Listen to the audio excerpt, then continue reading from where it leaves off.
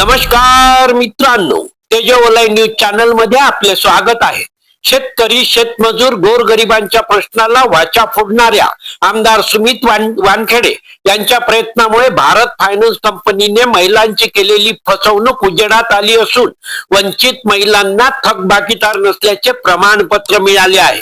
Bharat finance कंपनीकडून कर्ज घेतलेल्या महिलांनी कर्जाच्या रकमेची पूर्णपणे परतफेड केली।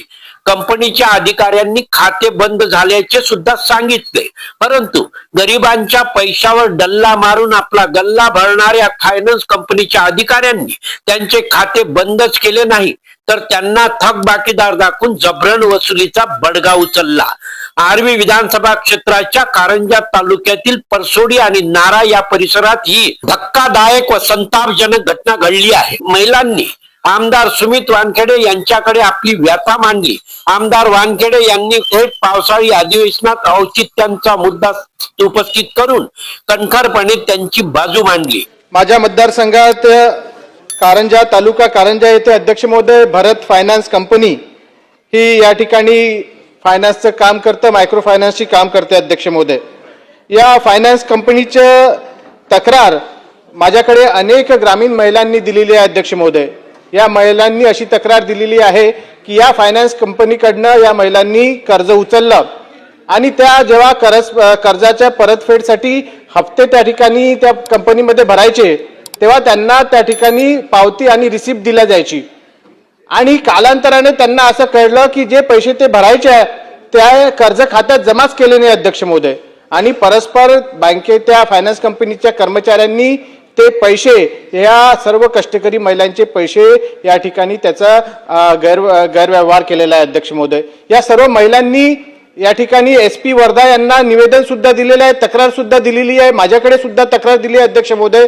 आणि मी स्वतः SP वर्धा यांना या प्रकरणाची चौकशी करून ज्यांनी या सर्व पीडित महिलांची आर्थिक फसवणूक केलेली आहे त्यांच्या विरुद्ध कारवाई करायची एक पत्र सुद्धा SP वर्धांना दिलेले आहेत, परंतु त्यावर अजून काही कारवाई झालेली नाही। अध्यक्ष महोदय, मी या औचित्याच्या मुद्द्याच्या माध्यमातून आणि आपल्या माध्यमातून शासनाचे लक्ष वेधू इच्छितो। आपण या संदर्भात शासनाने SP वर्धा यांना कारवाई आणि चौकशी करण्याचे आदेश द्यावे ही विनंती। आमदार सुमित वानखेडे यांनी घेतलेल्या आक्रमक भूमिकेमुळे अखेर शासन स्तरावरून कंपनीवर कारवाईचा बडगा उगारण्यात आला आणि पीडितांना न्याय मिळाला।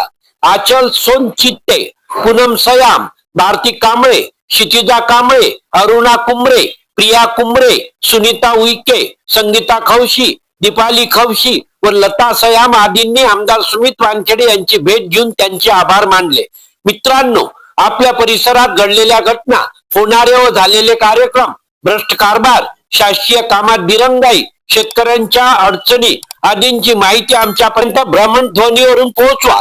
योग्य न्याय मिळवून देण्याचा प्रयत्न करू, कुणाचीही गय केल्या जाणार नाही।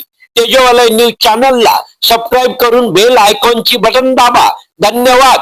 जय हिंद, जय महाराष्ट्र।